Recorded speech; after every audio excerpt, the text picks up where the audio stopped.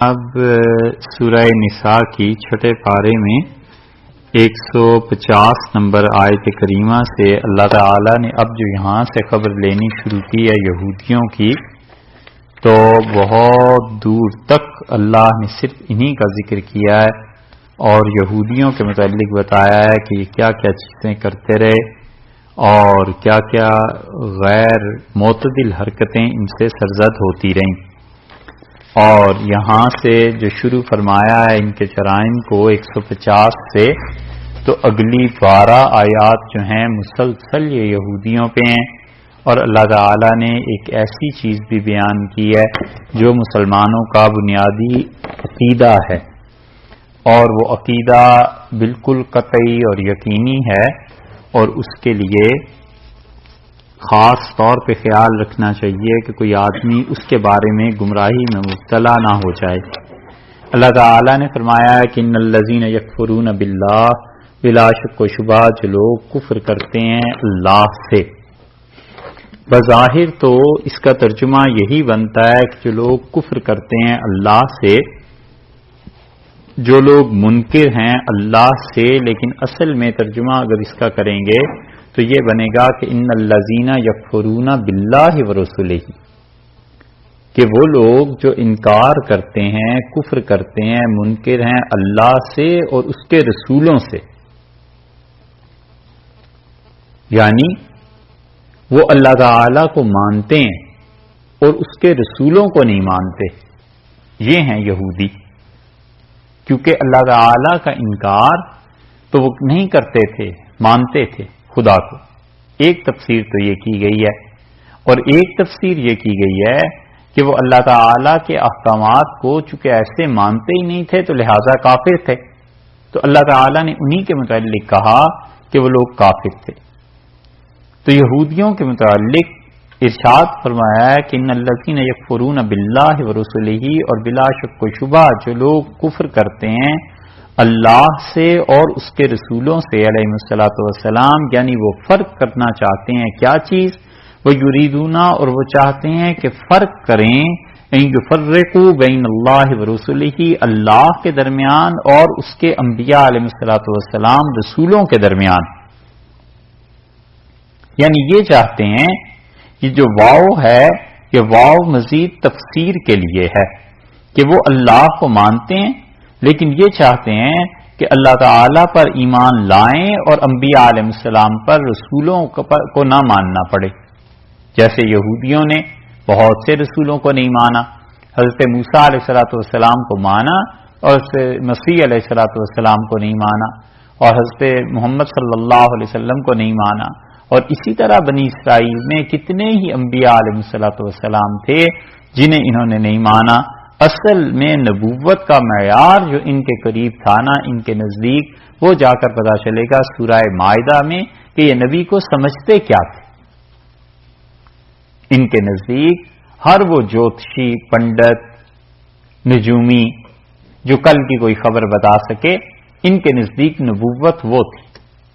اتنا معیار گر گیا تھا، اس لیے اللہ تعالی نے وہاں پر ان کی خبر لی ہے، تو یہاں سے اسے شروع کیا ہے کہ یہ چاہتے ہیں اللہ کو مان لیں اور اس کے رسولوں کو نہ مانیں، وَيُرِيدُونَ، اور یہ چاہتے ہیں کہ يُفَرِّقُوا بَيْنَ اللَّهِ وَرُسُلِهِ، کہ اللہ کے درمیان اور اس کے رسولوں کے درمیان تفریق کریں۔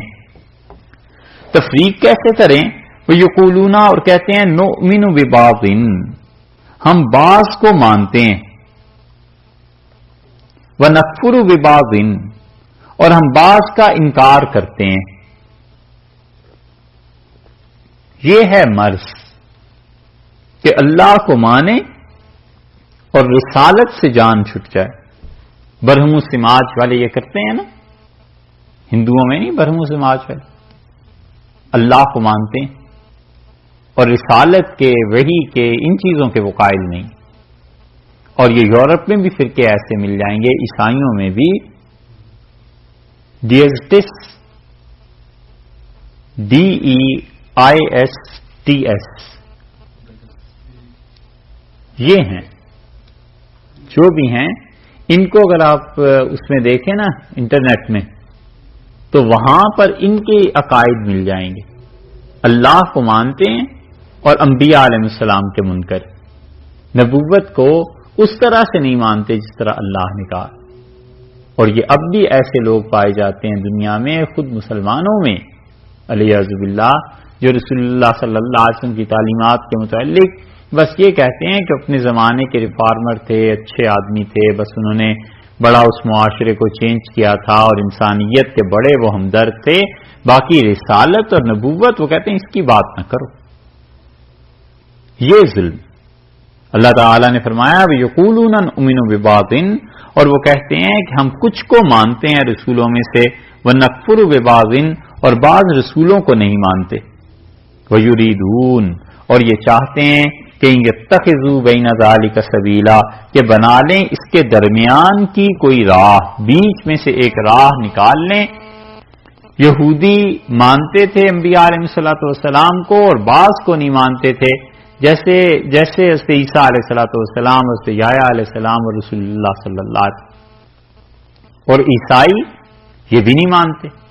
حضرت عیسیٰ علیہ الصلوۃ والسلام کو رسول ماننے کی بجائے وہ کسی اور مقام پر لے گئے، اور رسول اللہ صلی اللہ علیہ وسلم کو تو مانتے ہی نہیں.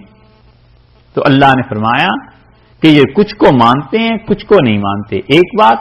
اور دوسری یہ ہے کہ ان کے درمیان تفریق کرتے ہیں اس طرح سے کہ اللہ تعالیٰ نے فرمایا کہ وہ لوگ جو کہ اللہ اور رسول کے درمیان یعنی اللہ کو مانتے ہیں اور باقی انبیاء علیہ الصلوۃ والسلام کا انکار کرتے ہیں، یہ ساری کفر کی چیزیں ہیں. یریدون ان یتخذوا بین ذلک سبیلا، چاہتے ہیں درمیان کی کوئی راہ نکال لیں، ایک نیا دین قائم کر لیں جس میں رسالت نہ ہو. اور منکرین حدیث جو ہیں یہ بھی اسی طرز کے لوگ ہوتے ہیں کہ اللہ کو بھی مانیں، اسلام کی باقی تعلیمات کو بھی مانیں، لیکن ان تعلیمات کی تعویل کریں اپنے نظریے کے مطابق. ہمارے ہاں ایوب خان صاحب کا دور تھا، صدر تھے مملکت کے، اور ان کے زمانے میں اس فرقے نے بہت عروج پایا. اور آئلی قوانین، معاشرتی قوانین، یہ ہمارے یہاں نافذ ہو کروا گئے اور اب تک چلے آتے ہیں، اور وہ بالکل اسلام کے خلاف ہیں بہت سی اس میں چیزیں، اور کوئی حکومت اسے منسوخ کرنے کے لیے تیار نہیں. ان ظالموں کے نزدیک اللہ کو ماننا اور شریعت کی من مانی تشریح کرنا اور رسول اللہ صلی اللہ علیہ وسلم بس اتنا ماننا کہ بس وہ رسول تھے، باقی حدیث کا کوئی مقام نہیں.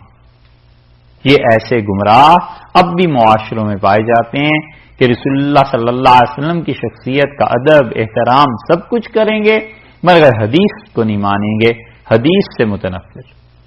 اور محدثین کا یہ حال تھا کہ سفیان ابن عیینہ رحمۃ اللہ علیہ کہتے تھے کہ جو آدمی حدیث پڑھتا اور پڑھاتا ہے وہ تو اللہ کے ہاتھ پر بیعت کر لیتا ہے. یعنی اتنا تعلق ہے اللہ کو حدیث سے، اور اتنا تعلق ہے حضور اقدس صلی اللہ علیہ وسلم کے فرمودات سے اللہ تعالی کو. لیکن یہ ایک جدید چیز ہے.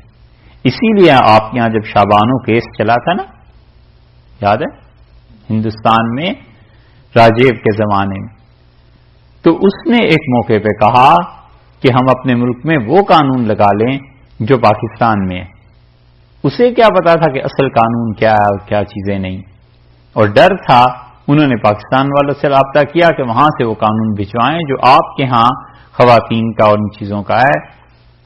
تو اس وقت کچھ لوگ ملنے گئے جن میں مولانا ابو الحسن علی ندوی رحمۃ اللہ علیہ بھی شامل تھے، اور انہوں نے جا کے سمجھایا اور انہوں نے کہا ہمیں پاکستان سے یا کسی جگہ دیکھنے کی ضرورت نہیں ہے، ہم کوئی محتاج تھوڑے ہیں کسی قوم کے، ہم خود اس ملک میں موجود ہیں، اسلام کی جو تشریحات ہیں ہم خود کر لیں گے، آپ کیوں دوسرے ملکوں سے ایسی چیزیں منگاتے ہیں.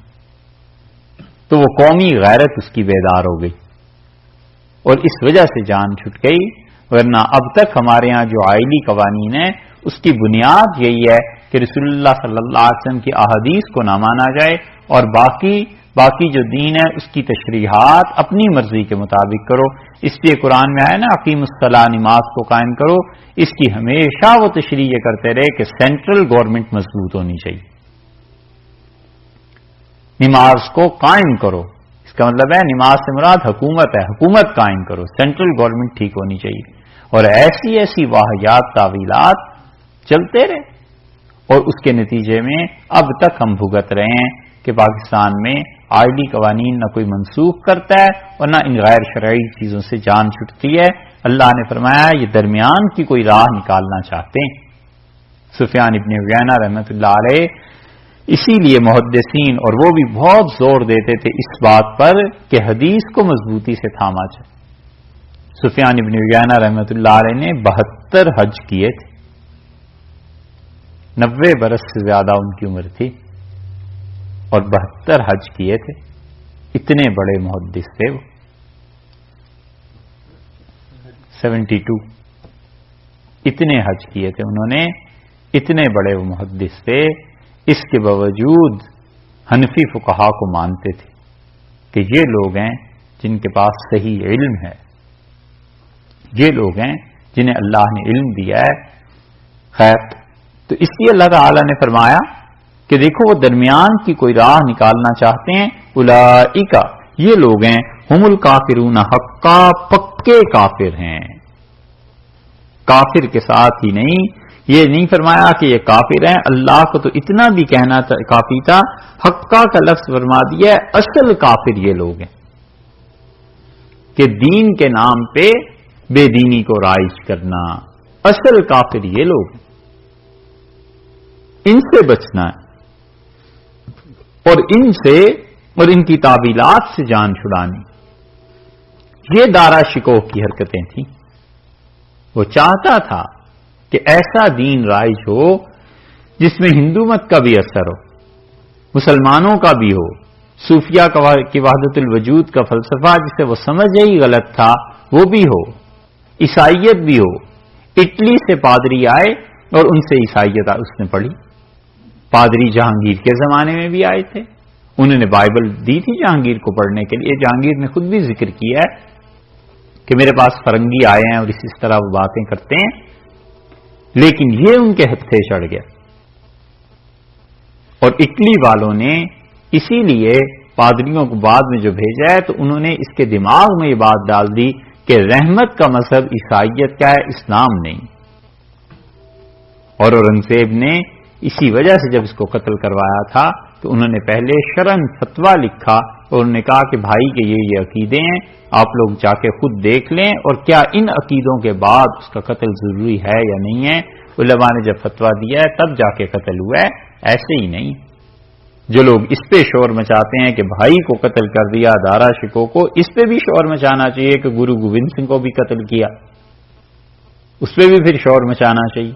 یہ سب چیزیں ایسی ہیں کہ جب تک آدمی اس پوری تاریخ کو نہ پڑھے اور چھانے ہوئے نہ ہو بڑی مشکل چیزیں.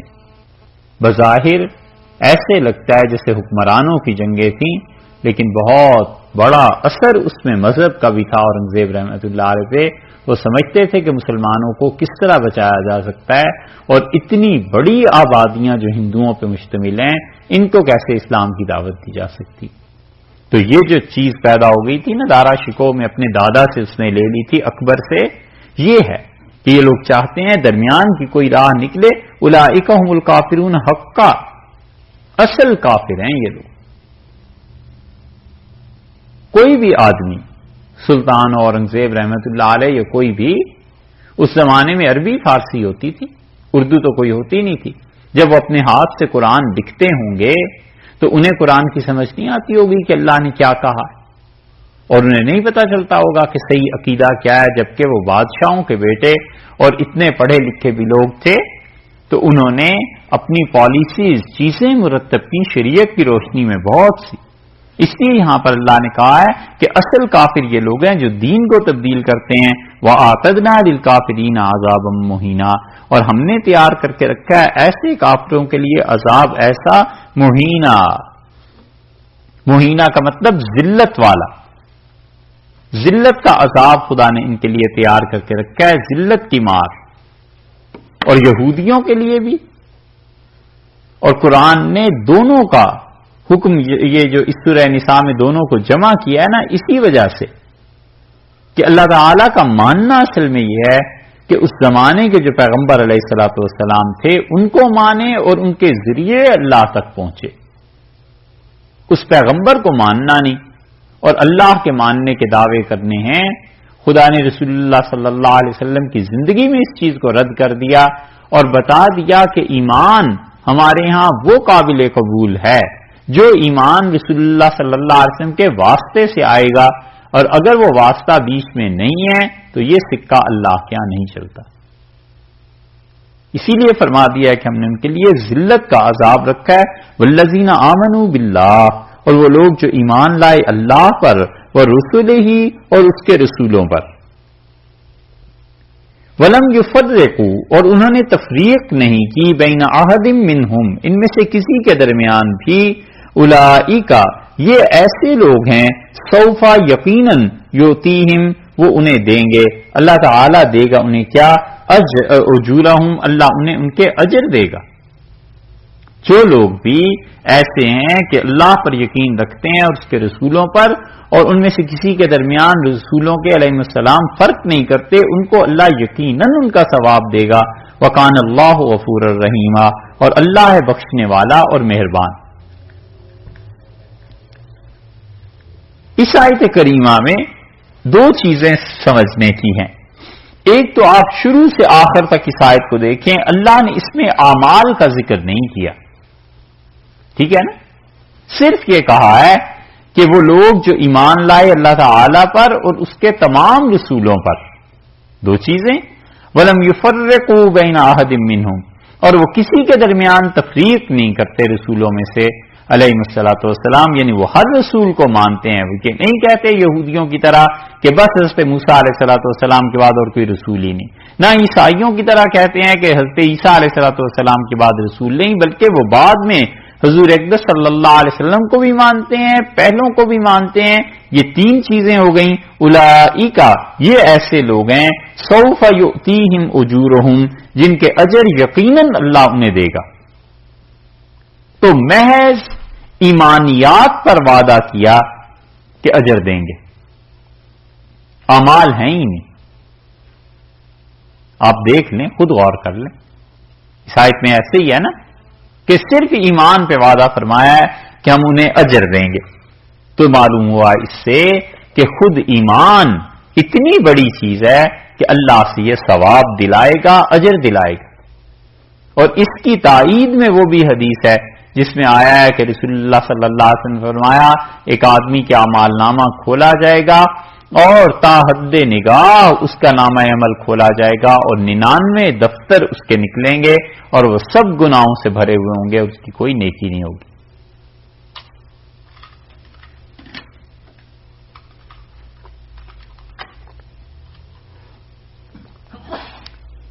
اور پھر جہنم اس کے لیے ہو جاتی، اللہ تعالیٰ فرمائیں گے کہ ہم کسی پہ ظلم نہیں کرتے اور تمہاری ایک چیز ہمارے پاس محفوظ ہے، اور وہ چھوٹی سی پرچی یا کاغذ ہوگا اور اسے دیں گے، وہ کہے گا پروردگار اس کی کیا حیثیت ہے اتنے بڑے بڑے کاغذوں کے مقابلے میں جن پہ میرے نامہ عمل کو لکھا ہوا ہے کہ یہ تو سب گناہوں سے پر ہیں، اور وہ پرچی ان کے مقابلے میں رکھے گا اور وہ 99 دفتر کاپیاں یا جو بھی چیز ہوگی اڑ جائے گی، اور وہ پرچی والا پلڑا بھاری ہوگا، اور فرشتے دیکھیں گے کہ اس پہ لا الہ الا اللہ لکھا ہوا۔ اس آدمی کا ایمان اس کی ساری نیکیوں سارے گناہوں کو دھلوا دے گا، نیکی تو کوئی تھی نہیں۔ اس آیت میں دیکھیے 3 چیزیں ذکر کی ہیں، تینوں چیزوں کا تعلق عقیدے سے ہے۔ تو اہل سنت والجماعت جو کہتے ہیں کہ اللہ تعالی محض ایمان پر بھی اجر دے گا، محض ایمان کی وجہ سے بھی گناہ معاف کر دے گا، یہ ہے آیت اس کی دلیل۔ اور اس سے رد نکلا ان لوگوں کا بھی جو کہتے ہیں کہ کبیرہ گناہ کا مرتکب ہمیشہ ہمیشہ جہنم میں رہے گا، اس لیے کہ کبیرہ گناہ جس نے بھی کیا ہے اس نے بدعملی کی نا، برا کام کیا، غلط کام کیا، اس کا عقیدہ اگر ٹھیک تھا تو غلط کام نے اس آیت کے مطابق اللہ کی رحمت سے اسے محروم نہیں کیا۔ خدا چاہے تو اس کے ایمان کو قبول کر کے اس کے گناہ معاف فرما دے، خدا چاہے تو ویسے ہی معاف فرما دے، مگر یہ آیت بتاتی ہے کہ عقیدہ بھی اگر کسی انسان کا درست ہے تو یہ صحیح عقیدہ اللہ کے ہاں نجات دینے والی چیز ہے، اور یہ صحیح عقیدہ اللہ کے یہاں بہت زیادہ ثواب دینے والی چیز ہے. اس لیے 3 چیزوں کا ذکر کیا ہے اور اس کے بعد فرما دیا ہے کہ ہم انہیں کیا کریں گے؟ اجر دیں گے. ایک باتیں تو بہت سی ہیں، کیا کریں. اچھا چلو ایک بات اور دیکھو، صوفہ کا یہاں جو لفظ ہے نا، یہ قرب زمانی کے لیے نہیں ہے کہ ہم انقریب اسے اجر دیں گے، یہ نہیں. صوفہ یہاں یقین کے لیے. مفسرین نے تصریح کی ہے کہ یقیناً ہم اسے اجر دیں گے، بالیقین اللہ کے ہاں سے وہ اجر پائے گا. 2 باتیں. اور تیسری بات یہ ہے کہ یہ جو قرآن میں بار بار آتا ہے نا کہ وَلَمْ يُفَرِّقُوا بَيْنَ أَحَدٍ مِّنْهُمْ، کہ ان کے درمیان تفریق نہیں کرتے، اگرچہ کئی بار پہلے بھی کہہ چکے ہیں، بس آخری بار اس بات کو کہتے ہیں کہ دیکھو 2 طرح ہے تفریق کرنا. ایک عقیدے کے اعتبار سے ہم کسی نبی میں تفریق نہیں کرتے، تمام انبیاء علیہ الصلوۃ والسلام کو مانتے ہیں کہ وہ اللہ کی طرف سے تھے اور اللہ تعالیٰ نے انہیں نبوت دی تھی، جن کی نبوت قطعی اور یقینی ہے اور کتاب و سنت سے ثابت ہے. حضور اقدس صلی اللہ علیہ وسلم نے ہمیں بتایا یا اللہ نے اپنی کتاب میں بتایا ہے. ہم کسی کے درمیان فرق نہیں کرتے ایمان لانے کے اعتبار سے. لا نفرق بین احد من رسلہ، اور اللہ جتنے تیرے رسول ہیں سب کو مانتے. ایک بات عقیدے کے اعتبار سے. اعمال کے اعتبار سے ہم عمل میں اس بات کے پابند ہیں کہ رسول اللہ صلی اللہ علیہ وسلم کی پیروی کریں اور کسی کی نہیں. چاہے ہمیں کتنی بھی صحیح سند سے کوئی چیز مل جائے کہ فلاں نبی علیہ السلام یہ کرتے تھے، ہم ان کے پابند نہیں ہیں، ہم پابند ہیں رسول اللہ صلی اللہ علیہ وسلم کے. اور صرف ہم ہی نہیں، رسول اللہ صلی اللہ علیہ وسلم کی اس شریعت نے پچھلی تمام شریعتوں کو منسوخ کر دیا اور اب کوئی راہ باقی نہیں ہے کہ اللہ تک پہنچے بجز حضور اقدس صلی اللہ علیہ وسلم کی پیروی کے. 2 باتیں. اور تیسرے، ہم ان تمام انبیاء علیہ السلام کو مانتے ہیں، لیکن ہم یہ کہتے ہیں کہ ان سب میں فرق تھا. کچھ زیادہ اللہ کے قریب تھے، کچھ کم قریب تھے. نبوت پر رسالت کو ترجیح حاصل ہے. اور رسولوں میں بھی حضور اقدس صلی اللہ علیہ وسلم کا مقام سب سے زیادہ بلند و بالا ہے. جیسے کہ قرآن نے کہا ہے تلک الرسل فضلنا بعضهم علی بعض، اور یہ جو رسول ہیں ان میں سے بعض کو ہم نے بعض پر فضیلت دی ہے علیہ الصلوۃ والسلام. منہم من کلم اللہ، کچھ ایسے ہیں جن سے اللہ نے کلام فرمایا ہے، جیسے کہ حضرت آدم علیہ السلام، حضرت موسیٰ علیہ السلام، حضور اقدس صلی اللہ علیہ وسلم، اللہ نے ان سے کلام کیا ہے. ورفع بعضهم درجات، اور اللہ نے بعض کے درجے بلند کیے ہیں. تو یہ جو مقامات ہیں ان میں ہم تفریق کے قائل ہیں، اور یہی اہل سنت والجماعت کا عقیدہ ہے. پہلے بھی کئی بار بات ہوئی، لیکن آج آخری بار اس کو کہتے ہیں. آگے کو آیات آئیں گی لیکن اس پہ گزر جائیں گے. سمجھ آ گئی؟ ٹھیک ہے، کوئی بات اس میں ہو تو کہیے.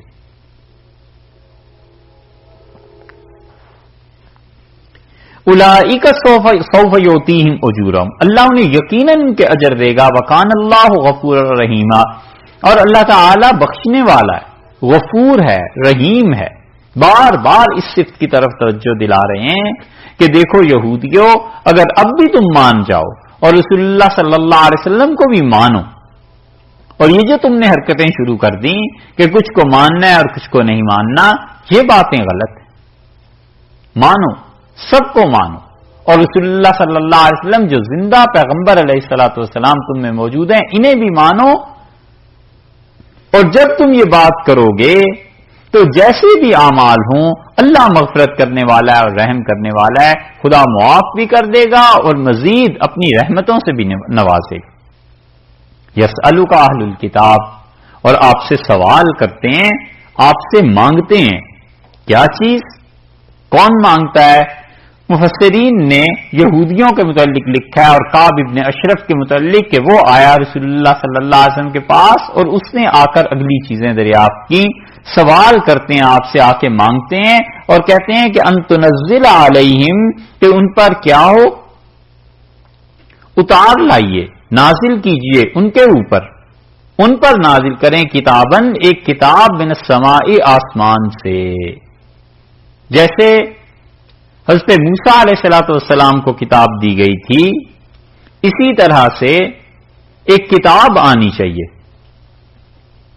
وہ چونکہ ایک وقت میں ساری چیز دے دی گئی تھی نا، لکھ کے تحریری طور پہ، اسی طرح آپ پر بھی اگر کوئی ایسی کتاب آئے تو ہم مانیں گے. یہ کیا اب وہی آ رہی ہے اور اب آ رہی ہے اور اب آ رہی ہے، یہ جو سلسلہ ہے ہم نہیں مانتے. اگر آپ پر ایک مرتبہ کتاب سیدھی سادی نازل ہو جائے، ہم یہودی اسلام لے آئیں گے. یہ کعب ابن اشرف اور جو یہودی باقی اس کے ساتھ ملنے آئے تھے، انہوں نے رسول اللہ صلی اللہ علیہ وسلم سے مطالبہ کیا کہ کتاب ایک نازل ہو جانی چاہیے، بس ہم کو مانے. اللہ نے فرمایا ہے آپ اس بات کو چھوڑ دیجئے. فقد سالو موسیٰ، یہ کیا کر چکے ہیں؟ اس سے پہلے مانگ چکے ہیں موسیٰ، حضرت موسیٰ علیہ السلام سے، اکبر من ذالک، اس سے بھی بڑی چیز موسیٰ علیہ السلام سے اس کی فرمائش کر چکے ہیں. جو ان کے اپنے نبی تھے، جو بنی اسرائیل میں آئے تھے، اور ان کے آباء و اجداد اس وقت اس سے بڑی چیز مانگ چکے ہیں. کیا مانگا انہوں نے؟ فقالو، بس انہوں نے کہا ارن اللہ جہرتن، اللہ تعالیٰ کو ہمیں دکھا دے، ہم اپنی آنکھوں سے دیکھنا چاہتے ہیں، سامنے اللہ کو ہمارے دکھا. آپ سے تو صرف کتاب کا کہہ رہے ہیں نا، وہاں تو اللہ کا کہہ رہے تھے کہ اللہ کو دیکھنا چاہتے ہیں. اللہ تعالی نے ان کے اس سوال پر جو کچھ بھی آگے فرمایا ہے، اس سے جو کچھ محققین سمجھے ہیں وہ بات اتنی سی ہے کہ وہ کہتے ہیں اللہ کو دیکھنے کا سوال کرنا یہ عذاب اور گرفت کی بات نہیں ہے، کیونکہ اللہ تعالی کو دیکھنا اس جہان میں ممکن ہے. یہ الگ بات ہے کہ اب تک ہوا ہے یا نہیں ہوا، وہ بحث ایک الگ ہے. لیکن اللہ کی زیارت کے لیے سوال کرنا یہ منع نہیں، کیونکہ اگر منع ہوتا تو اس سے موسیٰ علیہ السلام سوال نہ کرتے. انہوں نے بھی یہی فرمایا کہ ارین اللہ، کہ اللہ میں آپ کو دیکھنا چاہتا ہوں، رب ارینی انظر الیک، اللہ میں آپ کو دیکھنا چاہتا ہوں. تو اگر مطلقاً سوال ہی منع ہوتا کہ کوئی آدمی اللہ سے یہ درخواست پیش کرے تو اللہ تعالیٰ وہاں پہ رد فرما دیتے اور کہہ دیتے کہ نہیں، کہ تم نے یہ سوال نامناسب کر دیا ہے. وہاں اللہ نے یہ فرمایا ہے کہ آپ دیکھیے اس چیز کو، پہاڑ کو، اور اللہ نے اپنی رویت کو متعلق کر دیا ہے اس چیز سے. پھر سوال یہ پیدا ہوتا ہے کہ اگر بات یہی ہے تو پھر ان پہ عذاب کیوں آ گیا؟ مفسرین کہتے ہیں ان پہ عذاب اس لیے آیا ہے کہ یہ جان بوجھ کے نیتوں کی خرابی میں کر رہے تھے. ان کو کوئی اللہ سے محبت اور تعلق نہیں تھا، تنگ کرنا تھا اپنے نبی علیہ الصلوۃ والسلام کو، سیدنا موسیٰ علیہ الصلوۃ والسلام کو تنگ کرنے کے لیے. اور یہ ایسے ہی ہے کہ فرض کیجئے رسول اللہ صلی اللہ علیہ وسلم کتاب آ جاتی، انہیں دکھا دیتے کہ بھی یہ دیکھ لو یہ کتاب اللہ نے دے دی ہے، تو کیا یہ مان جاتے؟ ہرگز بھی نہ مانتے. پھر کوئی اور فرمائش شروع ہو جاتی. تو اللہ کے ہاں یہ جو لوگوں کے فرمائشی پروگرام ہیں وہ تو نہیں چلا کرتے. حق تعالی شانو تو نیتوں کو جانتے ہیں کہ اندر نیت کیا ہے. اس لیے یہاں پر یہ جو فرمایا ہے نا کہ انہوں نے یہ سوال کیا آپ سے اور اس سے پہلے اس سے بڑی چیز مانگ چکے ہیں. فَأَخَذَتْهُمُ الصَّاعِقَةُ، اور پھر کیا ہوا؟ ان کو پکڑ لیا بجلی نے، بے ظلمہم، ان کے گناہ کی وجہ سے. یہ ظلم یہ نہیں تھا کہ اللہ سے کیوں اللہ تعالیٰ کو دیکھنا چاہتے ہیں، ظلم یہ تھا کہ اپنا سوال جو بار بار کیے جا رہے ہیں اور شک کی بنیاد پہ کیے جا رہے ہیں، اور یہ سمجھتے ہیں کہ حضرت موسیٰ علیہ السلام جو احکامات لائے ہیں یہ اللہ کی جانب سے نہیں ہے، علیہ باللہ، اور ہم اگر خدا کے دیکھنے کا مطالبہ کریں گے موسیٰ علیہ السلام دکھا نہیں سکیں گے تو پھر جھوٹے پڑ جائیں گے. استغفر اللہ. یہ جو نیت پس پشت کار فرما ہے نا، یہ اس کی بات ہے. اس لیے اللہ تعالی نے فرمایا ہے کہ آج آپ سے کتاب کا مطالبہ کر رہے ہیں، یہ تو معمولی بات ہے، یہ تو اس سے بڑی بات پہلے کہہ چکے ہیں، اور وہ اللہ کو دیکھنے کی.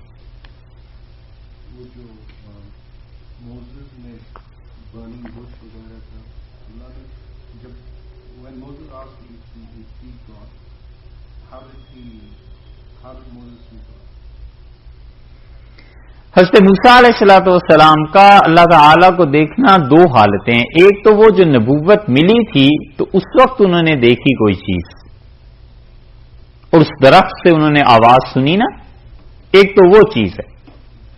اور ایک یہ ہے کہ انہوں نے نبوت اور رسالت کے بعد فرمائش کی اللہ تعالیٰ سے کہ میں دیکھنا چاہتا ہوں. دو چیزیں الگ الگ ہیں.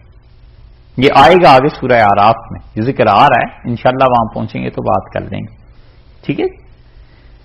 سمت تخذل العجلہ، پھر انہوں نے کیا کیا، اس کے باوجود انہوں نے بچڑے کی پرستش کی۔ سما کا مطلب یہاں ترتیب نہیں ہے واقعات کی، کیونکہ واقعات کی اگر ترتیب دیکھی جائے تو بچڑے کی پرستش انہوں نے پہلے کی ہے، اور اللہ تعالیٰ کو دیکھنے کی باتیں بعد میں کی ہیں۔ جب موسیٰ علیہ السلام احکامات لے کر آئے ہیں، تختیاں لے کر آئے ہیں، تو پھر انہوں نے کہا کہ ہم اللہ کو دیکھنا چاہتے ہیں کیونکہ یہ احکامات سخت ہیں، اور بچڑا انہوں نے بنا لیا تھا اس وقت جب سیدنا موسیٰ علیہ السلام تشریف لے گئے ہیں طور پہ۔ تو یہاں سما کے لفظ سے ترتیب تاریخ کی مرتب اور ترتیب مراد نہیں ہے، بلکہ ترجمہ یوں کریں گے کہ ان لوگوں کو دیکھیے ان کی حرکتیں، کہ انہوں نے یہ کہا حضرت موسیٰ علیہ السلام سے کہ ارن اللہ جہرتن، ہم کو دکھا دے اللہ سامنے، فاخذتہم الصاعقۃ بظلمہم، اور ان کو ان کے گناہ کی وجہ سے اس کی پاداش میں بجلی نے پکڑ لیا۔ ثم اتخذوا العجل، اور پھر اس کے باوجود اس کے ساتھ ساتھ یہ ایسے نالائق ہیں کہ انہوں نے بچڑے کی بھی پرستش کی ہوئی ہے۔ ان جرائم کے ساتھ ساتھ ایک ان کا یہ بھی جرم ہے۔ تو سما کا مطلب تاریخی ترتیب واقعات کی نہیں ہوئی، بلکہ سما کا مطلب یہ کہ ہاں یہ بھی یاد رکھنا، یہ بھی دیکھ لینا، ان کا یہ بھی ایک جرم ہے۔ آج آپ سے کتاب کا مطالبہ کرتے ہیں، اس سے پہلے میرے متعلق مطالبہ کر چکے، اور ہاں یہ بھی دیکھ لیجئے یہ وہی قوم ہے جنہوں نے بچڑا بنا لیا تھا۔ کب بنایا ہے؟ من بعد ما جاءتهم البینات، جبکہ ان کے پاس واضح دلائل آ چکے تھے۔ دونوں ساتھ ساتھ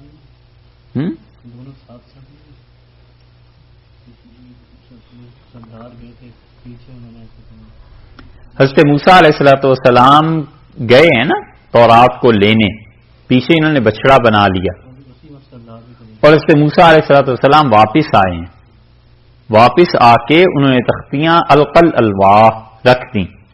اب انہوں نے اس کے بعد سزا نافذ کی، قتل ہوا، قتل کے بعد انہوں نے کہا کہ اچھا یہ احکامات ہیں، ہم تو ان کو نہیں مانتے، علیہ باللہ یہ خدا کے نہیں، ترتیب میں یوں آئے، لیکن اس جگہ پر پہنچ کے اس ترتیب پہ شبہ پڑتا ہے نا، تو اس لیے ہم اس کا مفسرین کہتے ہیں ترجمہ یہ ہے کہ ثم اتخذوا العجل، اس کا مطلب یہ کہ انہوں نے یہ بھی جرم یاد رکھنا، اس کے ساتھ ساتھ یہ بھی کرتے رہیں۔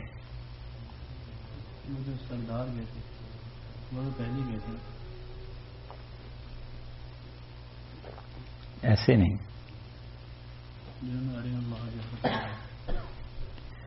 وہ تو سارے جو بحث چلی ہے وہ اسی پہ کہ تورات کے احکامات بڑے سخت ہیں اور ہمیں اللہ تعالیٰ کو دیکھنا ہے۔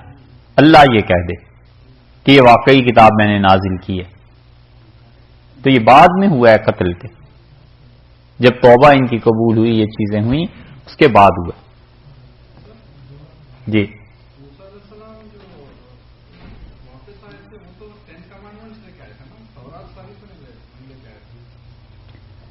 یہ ہے تاریخی بات، بعض رات کا خیال یہی ہے کہ وہ ساری چیزیں لے آئے تھے، اور بعض کا خیال یہی ہے کہ وہ 10 احکامات لے کے آئے تھے، جو چیز بھی لائے ہوں، لیکن یہ واقعہ بعد میں ہوا ہے۔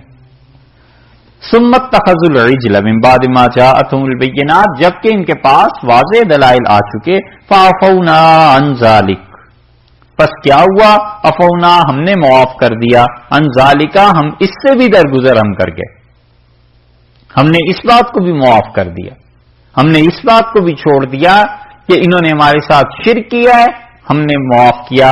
وَآتَيْنَا مُوسَىٰ سُلْطَانًا مُبِينًا، اور ہم نے تو حضرت موسیٰ علیہ السلام کو صاف غلبہ عنایت فرمایا تھا۔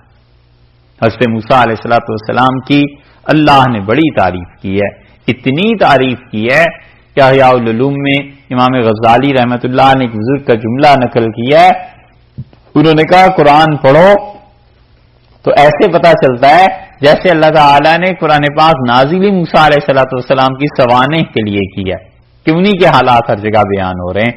تو اللہ تعالیٰ نے فرمایا ہم نے تو موسیٰ علیہ السلام کو واضح طور پر غلبہ دیا تھا معجزات کے ذریعے بھی، اور واضح طور پر غلبہ دیا تھا تعلیمات کے ذریعے بھی، کہ ان کے زمانے میں ان سے بڑا آدمی کوئی نہیں تھا جس کے اتنے معجزات ہوں اور جس کی ایسی اچھی تعلیمات ہوں، یہ سب سلطنت اس کی تھی، یہ سب حکمرانی اس کی تھی، علم کی دنیا پہ، دلائل کی دنیا پہ، اللہ کے ساتھ تعلق کی دنیا پہ.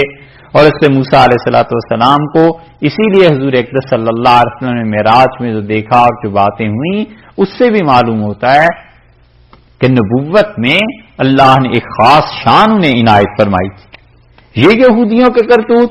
اس کے بعد کہتے ہیں وَرَفَعْنَا فَوْقَهُمُ الطُّورَ، اور ہم نے کیا کیا، ان پر پہاڑ کو، طور کو لا کر کھڑا کر دیا، بِمِيثَاقِهِمْ، ان کے قول لینے میں. ہم نے اٹھایا ان پر پہاڑ ان کا قول لینے میں، اور قول یہ تھا کہ ہم اللہ کی اطاعت کریں گے. سمعنا وَأَطَعْنَا، ہم نے سنا اور ہم اطاعت کریں گے. یہ ساری بحث پہلے پارے میں گزر چکی. یہ جو با ہے نا یہاں بِمِيثَاقِهِمْ، یعنی اس سبب سے ورفعنا، اور ہم نے اٹھایا فوقہم، ان کے اوپر الطور، پہاڑ کو. کیوں اٹھایا؟ با اس وجہ سے کہ میثاقہم، ان کے ساتھ وعدہ ہو گیا تھا، انہوں نے وعدہ کیا تھا ان کے قول لینے میں، یعنی پکی بات کرنے میں کہ ہم خدا کی بات کو مانیں گے. پھر نہیں مانا تو ہم نے اس پہاڑ کو اٹھایا. وقلنا لہم، اور ہم نے انہیں کہا تھا کیا چیز، کہ ادخلوا الباب سجدا، داخل ہو جاؤ دروازے میں سجدہ کرتے ہوئے. یہ بات بھی گزر چکی نا. وَقُلْنَا لَهُمْ، اور ہم نے انہیں کہا تھا لَا تَعْدُوا فِي السَّبْتِ، ہفتے کے دن زیادتی نہ کرنا. یہ جو ہفتے کا دن ہے اس میں زیادتی نہ کرنا، اس میں کوئی ایسی حرکت نہ کرنا. اللہ نے منع کیا ہے، عبادت کرتے رہنا. وَأَخَذْنَا مِنْهُمْ مِيثَاقًا غَلِيظًا، اور ان سے ہم نے لیا تھا پکا عہد، گاڑا وعدہ لے لیا تھا کہ تم اللہ کے احکامات کی اتباع کرو گے اور انبیاء علیہ السلام کو مانو گے. یہ سب چیزیں کئی مرتبہ گزر چکی ہیں. فَبِمَا نَقْضِهِمْ، اور جو انہوں نے توڑا ہے وعدہ. یہ جو با ہے درمیان میں، اس کا مطلب ہے سبب، یعنی اس سبب سے، اس وجہ سے، اس ریزن، یہ ریزننگ ہے اس کی کہ اس وجہ سے نقضہم میثاقہم، انہوں نے کیا کیا، اس وجہ سے کہ توڑا تھا، نقض کیا تھا میثاقہم، اپنے عہد کو، ان کے قول توڑنے پر، ان کے وعدے کو توڑنے پر. وکفرہم، اور ان یہودیوں کے منکر ہونے پر، بآیات اللہ، اللہ کی آیات سے. وقتلہم الانبیاء، اور خون کرنے پر پیغمبروں کا، بغیر حق، بغیر کسی وجہ کے جو خون کرتے رہے ہیں. یہ سب حرکتیں ایسی تھیں کہ اللہ کا عذاب ان پہ آیا. یہاں سے جو فہرست خدا نے گنوانی شروع کی ہے، پھر ہوا کیا اللہ تعالی نے یہاں یہ نہیں بتایا. دیکھا ہے یہاں سے اگر آپ اس کو صرف سن لیں تو آپ دیکھیے خدا نے ان کے کیا کیا گناہ گنوائے. اس کو ایک مرتبہ صرف اس کا ترجمہ آپ سنیں، اور یہ جو با ہے نا کہ اس سبب سے، اس وجہ سے ان کے گناہ گنتے جائیے. یہاں سے شروع کیا ہے یسألک اہل الکتاب، یسألک اہل الکتاب ان تنزل علیہم کتابا من السماء، یہ آپ سے سوال کرتے ہیں اہل کتاب اور کہتے ہیں کہ آسمان سے کوئی کتاب نازل ہو. فقط سالو موسیٰ اکبر من ذالک، یہ گستاخ اس سے بڑی بات اس سے موسیٰ علیہ السلام سے کہہ چکے ہیں. اور جب انہوں نے کیا کہا تھا، ارن اللہ جہرتن، خدا کو میں دکھا دے ایک گناہ. فاخذتہم الصاعقۃ بظلمہم، ان کے ظلم کی وجہ سے بجلی نے انہیں پکڑ لیا. ثم اتخذوا العجل، پھر دوسرا گناہ یہ کہ بچڑے کی پرستش کرتے رہے جبکہ سارے واضح دلائل ان کے پاس آ گئے تھے. فعفونا عن ذلک، ہم نے اس وقت بھی معاف کیا، ہم نے کہا بھائی جانے دو. وآتینا موسیٰ سلطانا مبینا، اور ان کے جو نبی تھے موسیٰ علیہ السلام، ہم نے بڑا انہیں غلبہ عنایت کیا تھا. اور یہ باتیں دو جرم. ورفعنا فوقہم الطور، اور ہم نے ان پر پہاڑ اٹھا کر کھڑا کر دیا تھا.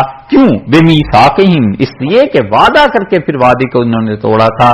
تین چیزیں، وقلنا لہم ادخلوا الباب سجدا، اور ہم نے کہا تھا کہ دروازے میں داخل ہو جاؤ سجدہ کرتے ہوئے. اس بات کو بھی انہوں نے ہمارے یہاں مذاق اڑایا. پانچویں بات دیکھو، وقلنا لہم لا تعدوا فی السبت، ہم نے انہیں کہا کہ ہفتے کے دن نافرمانی نہ کرنا، اس کو بھی انہوں نے توڑا. وَأَخَذْنَا مِنْهُمْ مِيثَاقًا غَلِيظًا، اور ہم نے پکا وعدہ لے لیا تھا کہ انبیاء علیہ السلام کی اتباع کرو گے. یہ اس کرتوت کو بھی کر گزرے کہ علیہ باللہ ان کی معصیت کا کرتوت اور ان کی نافرمانی کا 7 چیزیں. فبما نقضہم میثاقہم، اور ان کے انہی باتوں کے قول کے توڑنے کی وجہ سے، وکفرہم بآیات اللہ، اور اللہ کی نشانیوں سے انکار کی وجہ سے.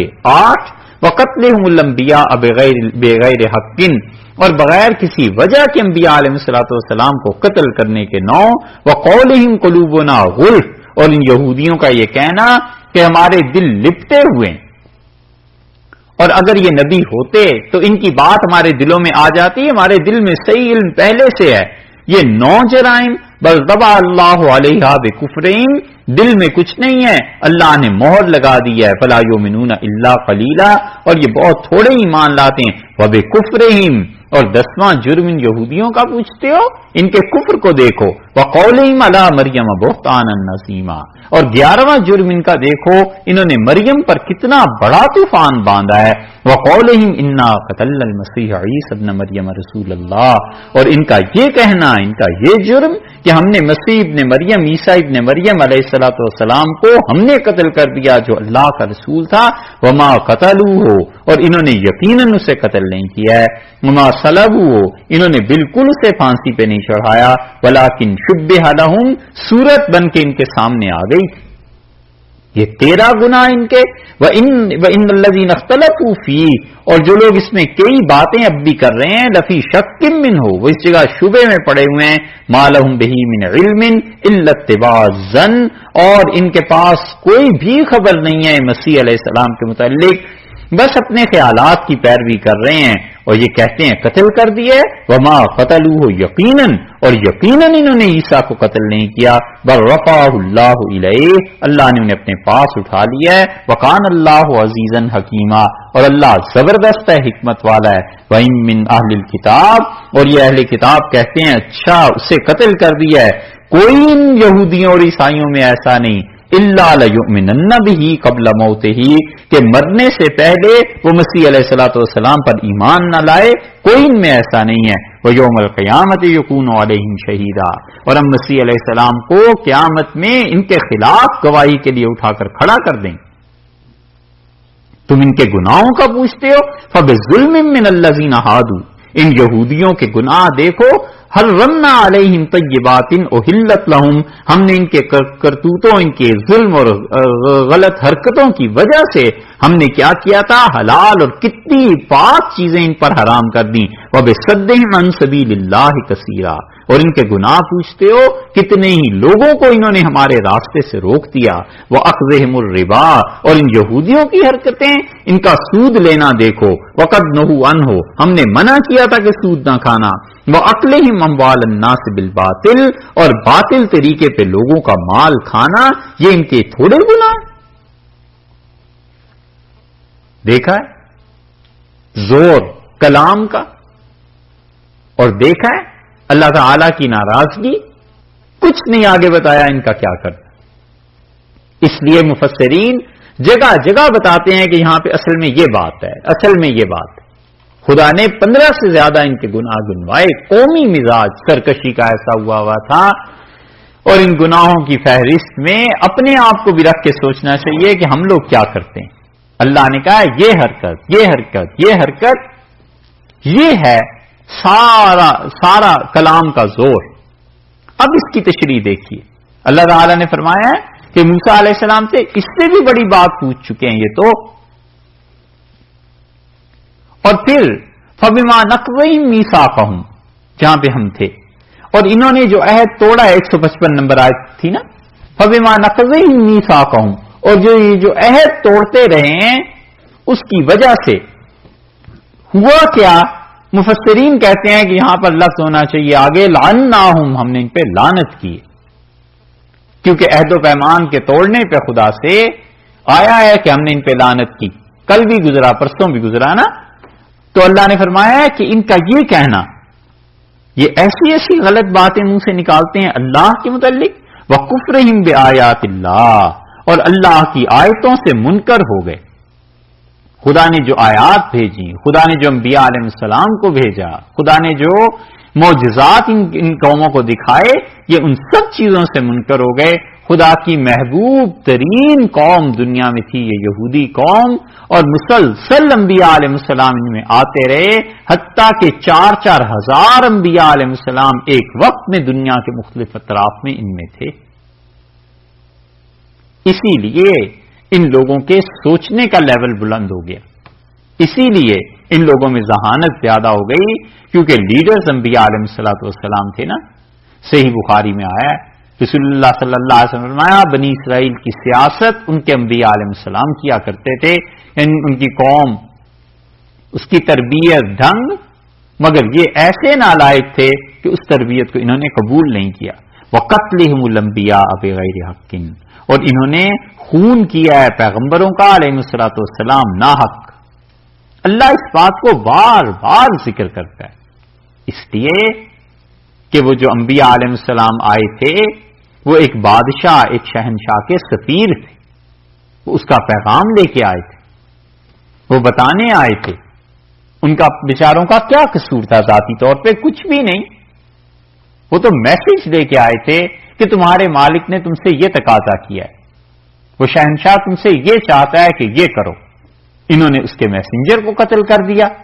وَقَوْلِهِمْ قُلُوبُنَا غُلْفٌ، اور ان کا یہ کہنا کہ ہمارا دل غلاف اس پہ چڑھا ہوا ہے، یعنی تم جتنی بھی ہدایت کی باتیں کرتے ہو نا، اگر ان میں سچائی ہوتی، رسول اللہ صلی اللہ علیہ وسلم سے یہ کہنا کہ اگر ان میں سچائی ہوتی تو ہمارے دل میں ضرور آ جاتا، ان میں سچائی ہے ہی نہیں، ہمارا دل پہلے ہی سے بھرا ہوا ہے۔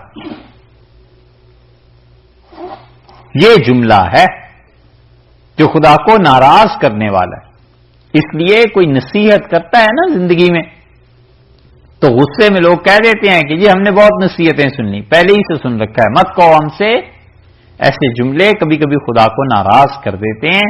یہودیوں نے بھی یہی کہا نا غصے ضد میں اور رسول اللہ صلی اللہ علیہ وسلم کے رد میں کہ ہمارا دل پہلے ہی بھرا ہوا ہے، ہمیں اس علم کی ضرورت نہیں۔ اللہ فرماتے ہیں یہ، اور اس پہ اتنا غصہ ہے کہ فرمایا بل، ایسے نہیں ہے کہ ان کے دل میں علم اور حکمت ہے اور ان کا دل ایمان سے بھرا ہوا ہے۔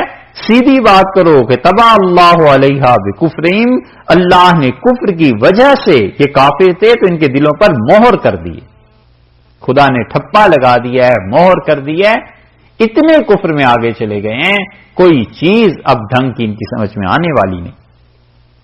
فلا یؤمنون الا قلیلا، نہیں ایمان لاتے مگر تھوڑے سے۔ حضرت عبداللہ ابن سلام رضی اللہ عنہ ایمان لے آئے، کچھ اور صحابہ کرام رضی اللہ عنہ ہو گئے جو پہلے یہودی تھے پھر مسلمان ہو گئے، بہت تھوڑے۔ وَبِكُفْرِهِمْ، اور ان کے کفر کی وجہ سے کیا ہوا؟ ہم نے لعنت کی ان پہ۔ وَقَوْلِهِمْ عَلَى مَرْيَمَ بُهْتَانًا عَظِيمًا، اور مریم پر اتنا بڑا جھوٹ، اتنا بڑا طوفان۔ انہیں معلوم تھا کہ وہ کتنی پاک خاتون ہے، کتنا نامور گھرانہ ہے بنی اسرائیل کا، انہیں سب پتا تھا کہ اس کے والد کتنے نیک تھے، اس کی والدہ کتنی نیک تھی، اور اس معصوم شخصیت اور اس معصوم بچی اور ہستی پہ ایسا الزام، اتنی بےہودہ چیزیں انہوں نے لکھی ہیں یہودیوں نے کہ علیاذ باللہ انہیں پڑھے کون اور نقل کون کرے۔ اب تک جیوش لٹریچر میں یہ سب حرکتیں، یہ سب خرابیاں لکھتے ہیں حضرت مریم کے متعلق، اور اس کو نقل نہیں کیا جا سکتا۔ حضرت مریم جو تھی اللہ کی ایسی برگزیدہ بندی تھی کہ خدا نے خود سورہ آل عمران میں آپ نے پڑھا ہے، اللہ تعالیٰ نے فرمایا ہم نے اس سے فرشتوں کے ذریعے پیغام دیا کہ ہم نے تجھے چن لیا ہے اور سارے جہان کی عورتوں پر تجھے فضیلت دی ہے اور تجھے ہم نے پاک رکھا ہے۔ تو شریف اولاد کوئی کہے نا کہ لڑائی ہو گئی اور ماں کو کسی نے گالیاں دے دی تو گھر آ کے یہ تھوڑا ہی کہتا ہے کہ امی یہ کہہ رہے تھے، بس بندہ یہی کہتا ہے۔ تو اس طرح کیا نقل کریں گے یہودیوں نے کیا کچھ لکھا ہے؟ ان کی عزت اور حضرت مریم کی پاکیزگی بہت بلند و بالا تھی کہ ہم لوگ اس پہ کوئی بھی کومنٹس دیں جو یہودیوں ہی نے لکھے ہیں، نقل کرتے ہوئے بھی غیرت نہیں گوارا کرتی۔ اللہ نے فرمایا ہے بہتان عظیمہ، اور چھوٹا موٹا جھوٹ بھی نہیں بولا، بہتان عظیمہ، بہت بڑا جھوٹ انہوں نے بولا ہے۔ بہت بڑا طوفان باندھا ہے، کیونکہ اس طوفان باندھنے میں مریم کی شخصیت داغدار ہوئی، سیدنا مسیح علیہ الصلوۃ والسلام وہ داغدار ہوئے، اور جبریل امین پر اعتماد اٹھا، اور اللہ پر علیہ باللہ اعتراض ہوا کہ خدا یہ کیسے کر سکتا ہے۔ تو یہ ایک جھوٹ کئی جھوٹوں کا مجموعہ تھا، اس لیے فرمایا بہتان عظیمہ، ان پر یہ اتنا بڑا الزام۔ اور اس آیت سے ضمناً یہ بھی پتا چلتا ہے کہ آدمی کبھی بھی زندگی میں کسی خاتون کے کردار پر انگلی نہ اٹھائے، بالکل اس جھگڑے میں نہیں پڑنا چاہیے، ان چیزوں میں نہیں آنا چاہیے۔ یہ اتنا بڑا گناہ ہے کہ کبھی کبھی اعمال برباد ہو جاتے ہیں اور پتہ بھی نہیں چلتا انسان کو، اور جب تک ضرورت شدید پیش نہ آئے اس معاملے میں نہ گواہی دے نہ لوگوں سے بات کرے۔ سب نے مر کے اللہ کے ہاں چلے جانا ہے، اور ممکن ہے قیامت میں اس کی تو معافی ہو جائے اور جو انگلی اٹھا رہے تھے یہ پکڑے جائیں۔ وَقَوْلِهِمْ إِنَّا قَتَلْنَا الْمَسِيحَ، اور ان کا یہ کہنا کہ ہم نے قتل کر دیا ہے مسیح علیہ الصلوۃ والسلام کو، یہ ہے مقام۔ وَقَوْلِهِمْ إِنَّا قَتَلْنَا الْمَسِيحَ، اور ان کا یہ کہنا کہ ہم نے حضرت مسیح علیہ الصلوۃ والسلام کو قتل کر دیا ہے۔ اس کی تشریح ذرا کان کھول کے سننا۔ قتل کسے کہتے ہیں بھائی؟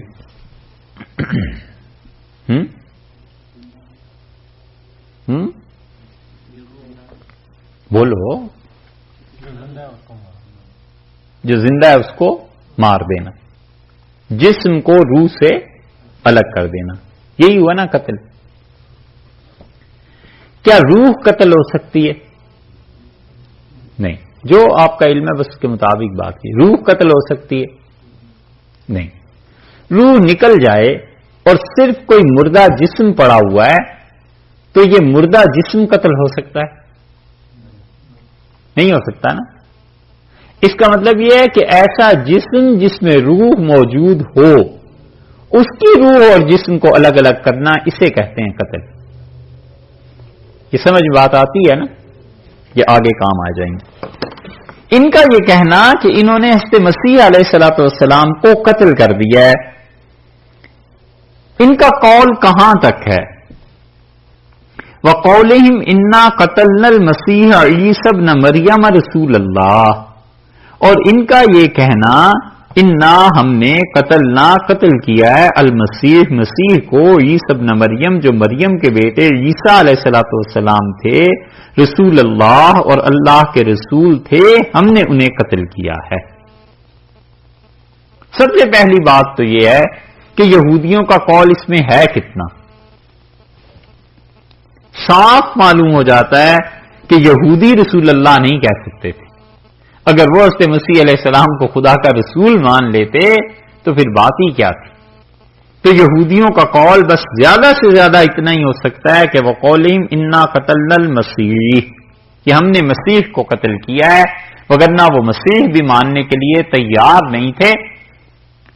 بس 2-3 جگہ بائبل میں یہ آیا ہے کہ جب ان کے قتل کے لیے بات ہو رہی تھی تو اس وقت یہودیوں نے کہا کہ مسیح کو کیا کریں اور مسیح کیا کہہ رہا ہے۔ 2-3 جگہ بس مسیح کا نام آیا ہے، چونکہ بائبل میں خود تحریف ہوئی ہوئی ہے، اس لیے کیا کہیں کہ واقعی مقدمے میں یہ بات کہی گئی یا نہیں کہی گئی۔ اگر کہیں بھی گئی ہوگی تو مسیح تک بات ہے، عیسی ابن مریم اور رسول اللہ کے الفاظ یہ اللہ کی طرف سے ہیں، اور یہ اللہ تعالی نے ساری صورتحال واضح کرنے کے لیے ارشاد فرما دیا کہ ان کا سٹیٹس حضرت عیسیٰ علیہ السلام کا مقام اللہ کے ہاں کیا تھا۔ یہودی یہ لفظ نہیں کہہ سکتے تھے۔ تو المسیح سے لے کے اللہ کے الفاظ فرض کر لیجیے اگر یہودیوں کے ہیں تو پھر اس سے مراد کیا ہے؟ اول تو ہم کہتے ہیں یہ الفاظ ہی اللہ کے ہیں، ٹھیک ہے؟ مفسرین اسی طرف گئے ہیں کہ وہ کہتے ہیں کہ انا قتلنا، بس ہم نے قتل کیا، زیادہ سے زیادہ چلو یہ کہہ لیا ہوگا کہ انا قتلنا المسیح، ہم نے مسیح کو قتل کر دیا۔ اگلے الفاظ کہ عیسی ابن مریم، وہ مریم کا بیٹا مانتے ہی کب تھے، اور رسول اللہ وہ مانتے ہی کب تھے علیہ الصلوۃ والسلام، وہ کیسے یہ لفظ کہہ سکتے تھے؟ اس لیے انہوں نے کہی ہی نہیں۔ ایک بات۔ دوسری بات کہتے ہیں کہ فرض کر لو کہ انہوں نے یہ الفاظ کہے ہیں تو یہ طنز کے طور پر انہوں نے کہے کہ ہم نے قتل کیا مسیح کو جو عیسیٰ ابن مریم ہے اور رسول اللہ ہیں، ان کو ہم نے، وہ جو اللہ کا رسول بنا پھرتا تھا نا علیہ باللہ، اور مریم کا بیٹا عیسیٰ مسیح قتل کر دیا ہم نے اسے۔ یہ مذاق اڑانے کے لیے کہے ہیں انہوں نے، حقیقت میں ماننے کے لیے نہیں۔ اور اس کی ایک مثال قرآن پاک میں اور بھی ہے، اور وہ ہے، آپ 14واں پارہ دیکھیے، اس میں آتی ہے۔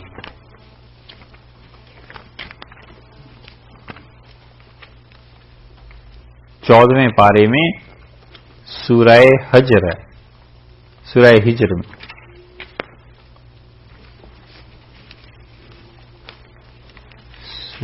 15 نمبر ہے سورت کا۔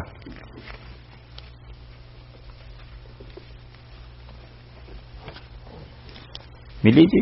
بالکل جہاں سے سورت شروع ہو رہی ہے نا، اس کی 6ٹھی آیت دیکھیے، پارہ نمبر 14، ہجر سورت نمبر 15 اور 6ٹھی آیت اس کی۔ وقالو، اور یہ سورت ہے نا مکی، وقالو، اور لوگ کہتے ہیں یہ کافر، یا ایھا الذی، اے وہ آدمی، نزل علیہ الذکر، جس پر وحی آتی ہے نا، ارے وہ جو دعویٰ کرتے ہو کہ مجھ پہ وحی آتی ہے، یعنی رسول اللہ صلی اللہ علیہ وسلم، اے وہ آدمی، الذی نزل علیہ الذکر، جس پر ذکر اترتا ہے، جس پہ خدا کی یاد، خدا کا پیغام، وہی نصیحت آتی ہے، انک لمجنون، کوئی شبہ نہیں ہے کہ تو پاگل ہو گیا ہے، تو سٹھیا گیا ہے، یعوذ باللہ۔ دیکھا، اس کا یہ مطلب تھوڑا ہی ہے کہ کفار مکہ کوئی مان گئے تھے کہ وہی آتی، یہ تو چڑانے کے لیے، مذاق کرنے کے لیے اس لیے کہہ رہے تھے نا، کیونکہ اگر وہ مان جاتے کہ رسول اللہ صلی اللہ علیہ وسلم پہ خدا کی طرف سے وحی آتی ہے تو پھر جھگڑا کیا رہتا، مذاق اڑانے کی بات کی نا۔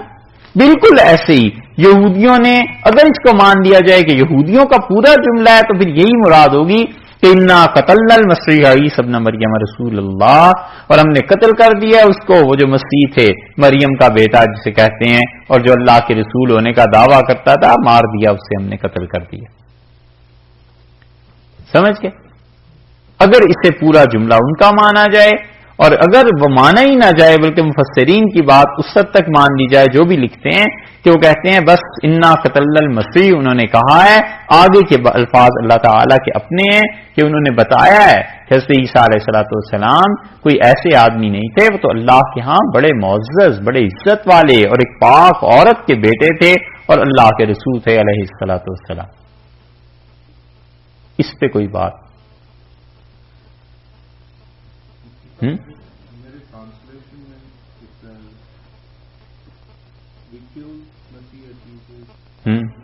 messenger of Allah, but they killed him not, nor crucified him, but the resemblance of Jesus was put over another man. And they killed that man, and those who differ were. پوچھنا کیا ہے؟ جلدی بولو گا کہ آگے پڑھوں؟ تو یہ صحیح کہتے ہیں نا کہ انہوں نے کروسیفائی تو کیا ہے کسی کا. یہ باتیں آگے آ رہی ہیں، میں کہہ رہا ہوں اب تک جتنی بات کی ہے اس سے بتائیے کوئی اشکال ہے تو. یہ تو باتیں آگے آ رہی ہیں، کیا ہے یا نہیں کیا، جو کیا ہے وہ بھی پتہ چل جائے گا ان ظالموں کا. اب تک کی بات سمجھ میں آتی ہے. پہلا اس آیت پہ مسئلہ یہی ہے کہ اللہ نے اس میں وقولہم، ان کا کہنا، اللہ نے جو کہا کہ یہودی یہ کہتے ہیں، کتنی بات کہتے ہیں اور کتنی اللہ تعالیٰ نے اپنی طرف سے ارشاد فرمایا ہے، اس کی سمجھ میں آ گئی.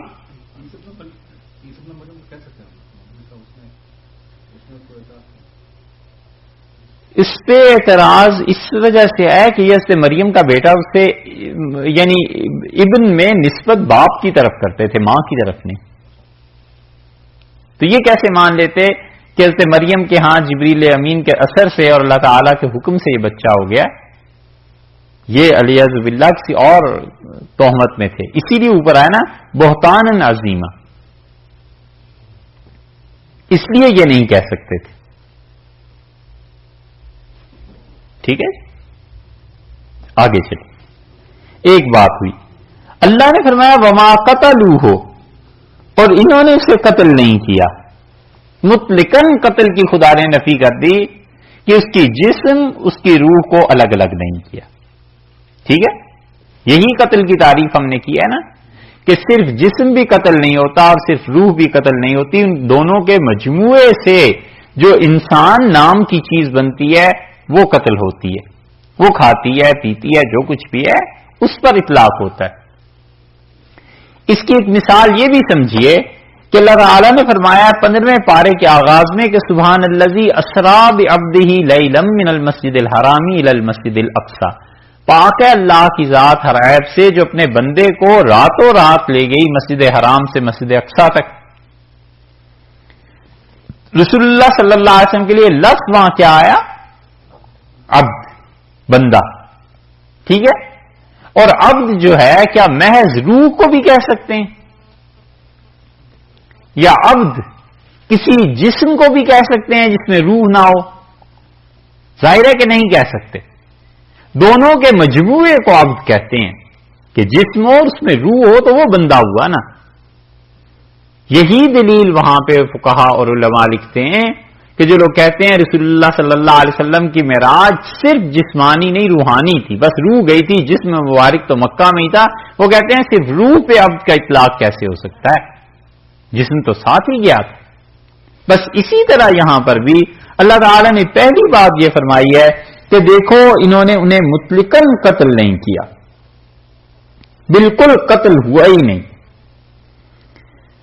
اس کے بعد دوسری بات یہ کہی ہے کہ وما صلبوا ہو، اور قتل تو دور کی بات ہے، انہوں نے تو انہیں کیا ہے، وما صلبوا ہو، انہوں نے انہیں پھانسی نہیں دی، پھانسی پر نہیں چڑھایا۔ دوسری بات اللہ تعالی نے فرمائی۔ اچھا، سولی پر چڑھانا اور سولی دینا دو الگ الگ جملے ہیں، بات ہے یہ عقیدے کی، اور عقیدہ بھی وہ جس پہ کفر اور اسلام کا دار و مدار ہے، کوئی چھوٹی سی بات نہیں، اس لیے اس کی اتنی تشریح کر رہے ہیں۔ ایک ہے سولی پر چڑھانا اور ایک ہے سولی دینا، دونوں میں فرق ہے۔ فلاں کو سولی دے دی، اس کا مطلب یہ ہوا کہ اس کا کام تمام ہو گیا، قتل ہو گیا، ختم ہو گیا۔ اور سولی پر چڑھانا مطلقاً یہ بھی ہے کہ اسے سلیب پر کھڑا کر دیا جائے، سولی پر چڑھا دیا ہے، اور اس کے بعد اس کے قتل ہوا ہے یا نہیں ہوا یہ ایک الگ بات ہے۔ اس لیے سب نے، جن میں بھی احتیاط تھی نا مفسرین میں اور جن کی نگاہ بڑی دور رس تھی، ان سب نے ترجمہ کیا ہے کہ وما صلبوا، حضرت نے بھی کیا شاہ عبد القادر صاحب رحمۃ اللہ کہ سولی پر چڑھایا تک نہیں، قتل کرنا تو دور کی بات، وہ جو سلیب انہوں نے لگائی تھی سولی پر کہ حضرت مسیح علیہ الصلوۃ والسلام کو وہاں پر چڑھا دیں، اللہ نے فرمایا یہ چڑھا تک نہیں سکے اس کو سولی پہ، ولیکن، اور لیکن ہوا کیا ہے، شبہ لہم، وہی صورت بن گئی ان کے آگے، ان کے سامنے وہی صورت بن گئی۔ یہ جو ارشاد فرمایا ہے کہ وہی صورت بن گئی، پہلی بات یہ ہے کہ بہت سے عیسائی ابتدا میں خود اس بات کے قائل تھے کہ حضرت مسیح علیہ الصلوۃ والسلام کو سولی پر چڑھایا ہی نہیں گیا، اور وہ صاف کہتے تھے کھلم کھلا، اور بیزیلٹس ان کا ایک فرقہ ہے، اور بیزیلٹس والے جو تھے ان کا بانی تھا 140 عیسوی میں انتقال ہوا ہے، سیدنا مسیح علیہ الصلوۃ والسلام کے کوئی 140 برس بعد تو انتقال ہوا ہے، تو وہ پیدا جو ہوا تھا حضرت مسیح علیہ الصلوۃ والسلام کے اس قصے میں، سولی وغیرہ کے قصے سے صرف 60 برس بعد کی وہ شخصیت، اور وہ ان کے ایک فرقے کا بانی ہے۔ وہ صاف کہتے تھے کہ مسیح علیہ السلام کو سولی پر چڑھایا ہی نہیں گیا، سرے سے سب جھوٹ ہے، اللہ نے اسے اپنے پاس بلا لی۔ ایک بات تو یہ جتنی چیزیں ہیں یہ شروع ہوئی ہیں بعد میں پال کے دور سے، کیونکہ اس نے یہ ثابت کرنا تھا، عقیدہ یہ دینا تھا کہ حضرت مسیح علیہ الصلوۃ والسلام جو تھے وہ تو کفارے میں لگ گئے، تو اس نے 65 سال بعد حضرت مسیح علیہ الصلوۃ والسلام کے وہ شخصیت ان میں آئی، اور پال نے مسیحیت کو اس بات پر لا کھڑا کیا کہ انہوں نے کہا دیکھو حضرت عیسیٰ علیہ السلام سولی چڑھ گئے تھے تمہارے گناہوں کی وجہ سے، اور لہذا تم سب کا کفارہ لگ گیا ہے، جو مرضی کرتے رہو۔ اور اب تاریخ کہتی ہے کہ پال در حقیقت اس زمانے میں یہودیوں ہی کا ایجنٹ تھا جو ان میں آ گیا تھا، اور یہ جتنی مسیحیت اب نظر آتی ہے یہ سب پال کی بنائی ہوئی ہے۔ یہ کفارے کا عقیدہ جو ہے نا یہ سینٹ پال کا ہی انہیں دیا ہوا ہے، پہلے اس سے عیسائی اس کے قائل نہیں تھے۔ اسی لیے جن فرقوں کا آپ اس زمانے میں ذکر دیکھیں گے وہ صاف کہتے تھے کہ پھانسی کسی اور کو ہوئی تھی، وہ شمون کے قائل تھے کہ شمون کو پھانسی ہوئی تھی۔ ہم کہتے ہیں اس کا کوئی نام بھی رکھ لو، یہی قرآن بات کرتا ہے، یہی وہ بات کرتے ہیں، وہ بھی کہتے تھے کہ انہیں پھانسی نہیں ہوئی۔ تو پال درمیان میں آیا اور اس نے ان کے مذہب میں خرابیاں پیدا کی، کیونکہ پال جو تھا اس وقت 3 گروہ تھے، ایک تو یہی عیسائیوں کا، ایک یہودیوں کا جو غالب تھے، اور یروشلم اور اس سارے علاقے میں یہودیوں کی اکثریت تھی، اور انہوں نے حکومت کی مشرکوں کی، رومیوں کی، جو صحیح معنی میں شرک کرتے تھے، بتوں کے پجاری تھے، اور انہوں نے ان سے طے کر رکھا تھا کہ ہمارے جو پرسنل لاز ہیں وہ آپ ہم پہ امپلیمنٹیشن اس کی کریں گے۔ انہوں نے کہا ٹھیک ہے کر دیں گے۔ حضرت مسیح علیہ الصلوۃ والسلام پہ جو مقدمہ چلا ہے یہ یہودیوں کی عدالت میں چلا ہے پہلے، اور پھر وہ لے کر گئے اپنی طرف سے فتویٰ لے کر گئے ان مشرکین نے، رومی مشرکین کی عدالت میں، اور انہوں نے کہا اس آدمی کو سزا دو کیونکہ یہ ایسی ایسی باتیں کرتا ہے، یہ گستاخ ہو گیا ہے، اور یہ انبیاء علیہ السلام پہ اللہ تعالیٰ کے متعلق ایسے جملے اس نے کہے ہیں، لہذا یہ واجب القتل ہے۔ اب جو رومی سردار تھے، جو مشرک تھا، پائلٹس اس کا یا پیولٹس نام لکھتے ہیں عام طور پہ، اس نے تردد ظاہر کیا، اس نے کہا قتل کی سزا نہ دو، اور یہ آدمی بنیادی طور پر شریف ہے۔ حضرت عیسیٰ علیہ الصلوۃ والسلام کو زیادہ لوگ اس وقت جانتے بھی نہیں تھے۔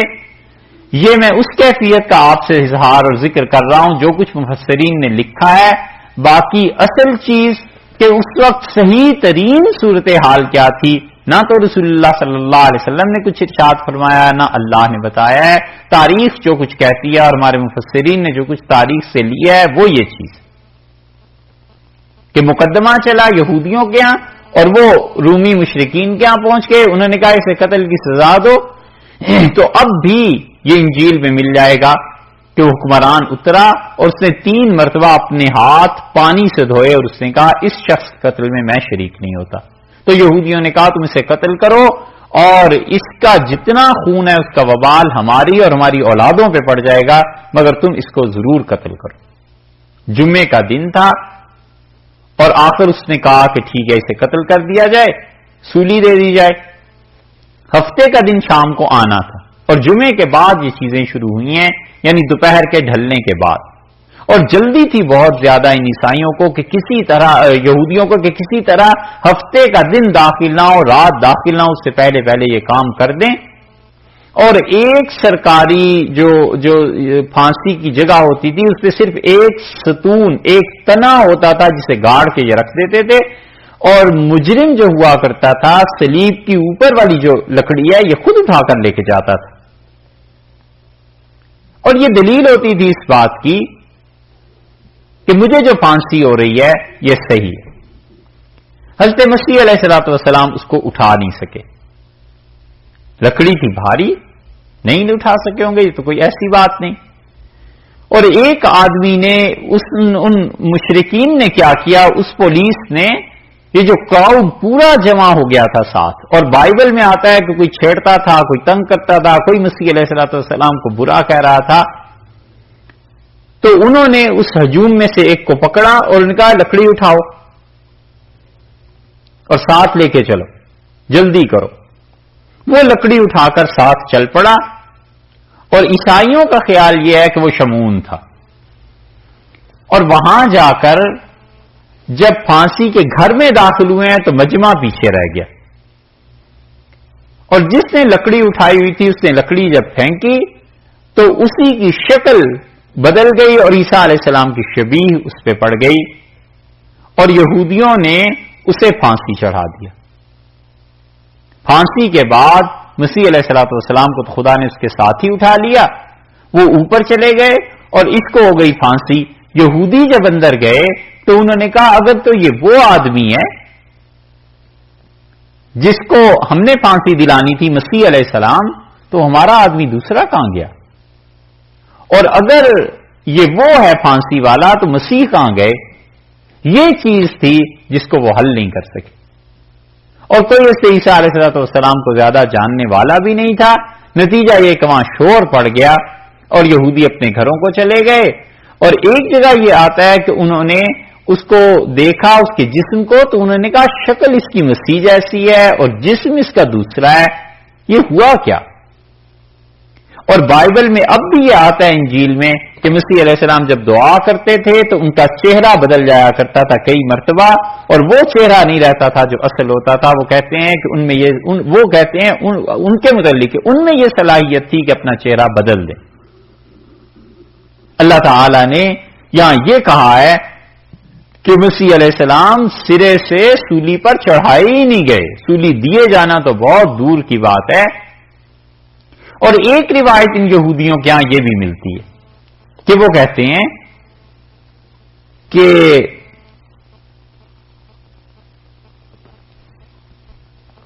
حضرت عیسیٰ علیہ السلام جب چل رہے تھے، یہودیوں کا نہیں عیسائیوں کے یہاں ملتی، تو انہوں نے اپنے دوستوں سے کہا کہ تم میں کوئی ہے جو میری خاطر قربانی دے. اور ایک آدمی نے کہا کہ حضرت میں قربانی کو دینے کو تیار ہوں، اور مسیح علیہ السلام سے ساتھ لے گئے اندر، اور وہ آدمی سولی پر چڑھ گیا اور حضرت مسیح علیہ السلام کی شکل اس پہ ہو گئی اور آخر کار اسے سولی دے دی گئی اور مسیح علیہ السلام اللہ کے یہاں آسمان پہ اٹھا لیے. اب دیکھیے اس جگہ کو اللہ نے فرمایا ہے وما قتلوہ، اور انہوں نے قتل نہیں کیا اس کو. دو چیزیں، وما صلبوہ، دوسری چیز اسے سولی پر چڑھایا بھی نہیں. ہوا کیا؟ ولیکن شبہ لہم، لیکن ان کے لیے کیا ہو گیا؟ وہی صورت بن گئی ان کے آگے. وہی صورت بن گئی ان کے آگے، یعنی حضرت مسیح علیہ السلام کی شبیہ کسی اور صورت پر ڈال دی گئی، دوسری صورت ویسے ہی بنا دی گئی. مسیح علیہ السلام اٹھا لیے گئے اور یہ آدمی پھانسی چڑھ گیا. وہ جو راستے میں مذاق کر رہا تھا، جو انہیں مار رہا تھا، جس نے ایک لکڑی اٹھائی ہوئی تھی سلیب کی دوسری، اسے گویا اس کی گستاخی کی سزا ملی اور وہ اس طرح مارا گیا اور مسیح علیہ السلام اٹھا لیے گئے. یا یہ کہ مسیح علیہ السلام سے کے لیے کسی نے قربانی دی اور پھر اس طرح ہوا ہے. اللہ نے فرمایا کہ شبہ لہم، ایک بات تو یہی ہے، اس کی تشریح اور ترجمہ یہ کیا گیا ہے کہ وہی صورت بن گئی ان یہودیوں کے سامنے. ایک دوسری تفسیر اور ترجمہ یہ کیا گیا ہے ولیکن شبہ لہم، لیکن معاملہ مشتبہ کر دیا گیا ان کے لیے. مشتبہ ہو گیا کہ مسیح علیہ السلام کہاں گئے، یہ ہمارا اپنا آدمی ہے تو وہ کہاں گئے، اور اگر وہ یہ ہیں تو پھر اصل بندہ کہاں گیا. دوسری ترجمہ اور تشریح یہ کیا گیا ہے، اس لیے مفسرین کہتے ہیں، ابن حزم نے اس کو لکھا الملل والنحل. ہم زیادہ ابن حزم کے باتیں اس لیے نہیں نقل کرتے کہ تھا یہ فاضل آدمی، بڑا پڑھا لکھا تھا. المحلہ اس نے کتاب لکھی ہے، اس سے پتا چلتا ہے کہ کتنی نظر اچھی تھی اس کی حدیث پہ. لیکن ان کی کتابیں جب پڑھی نا ہم نے، خاص طور پہ جہاں امام مالک رحمۃ اللہ علیہ پہ شدید تنقید کیا اور مالکی فقہا پہ، اسپین کے تھے نا یہ سارے، تو بڑا دل خراب ہوا. اس رد بھی کوئی طریقے کا ہوتا ہے، یہ تھوڑا ہی ہے کہ اپنے خلاف اگر کوئی مسلک ہے تو اس کو اس بری طرح رگے دو. خیر یہ ایک الگ بات. ابن حزم نے الملل والنحل میں اس چیز کو نقل کیا ہے، اور وہ کہتے ہیں، اور اس کے علاوہ بھی مفسرین کہ وہ کہتے ہیں دو چیزیں تھیں، یا تو سیدنا مسیح علیہ السلام کی شبیہ ایک دوسرے پہ ڈال دی گئی، اور یا یہ کہ انہوں نے پکڑ کر یہودیوں نے پھانسی کسی اور کو دے دی اور اس پر شبیہ پڑ گئی تھی اور یہودیوں کے لیے معاملہ مشتبہ ہو گیا. اور یہ جو پال تھا اس نے سب سے پہلے اس عقیدے کو متعارف کرایا. اس نے کہا وہ تو تمہارے گناہوں کی وجہ سے سولی پہ چڑھ گئے تھے، بس اب دنیا میں جو مرضی کرتے رہو قیامت تک، تمہیں کوئی گناہ نہیں ہے. تو آزادی مل گئی پوری قوم کو، نسل کو، اور پھر اس سے یہ ایسا عقیدہ چلا ہے کہ اب تک اس کے خلاف کہیں کہیں آوازیں اٹھتی ہیں، اب تک عیسائی اس کے متعلق کوئی نہ کوئی بات کرتے ہیں، بعض فرقے۔ جی عیسائی کے پال کو حواری مانتے ہیں، سینٹ پال کو حضرت عیسیٰ علیہ السلام کا ساتھی مانتے ہیں کہ نہیں مانتے؟ اب عیسائی بعد میں آنے والا، بعد میں آئے تھے، ولی مانتے ہیں انہیں، بزرگ، بہت بڑا شارح انجیل کا۔ ایک نام اور یہ دیتے ہیں گوڈس کے متعلق کہ گوڈس نام کا ایک آدمی تھا اور مسیح علیہ السلام کے بجائے وہ پھانسی چڑھ گیا۔ شمون ہو، گوڈس ہو، کوئی بھی اس کا نام لے لیا جائے، یہ تاریخ میں آتی ہیں ساری چیزیں، اور شبے میں بہرحال یہودی پڑ گئے، اور وہ جو سزا تھا رومی جو نہیں دینا چاہتا تھا، اس نے انہیں اجازت دے دی کہ ٹھیک ہے انہیں کیا کر دو، انہیں قتل پہ چڑھا، انہیں پھانسی دے دو۔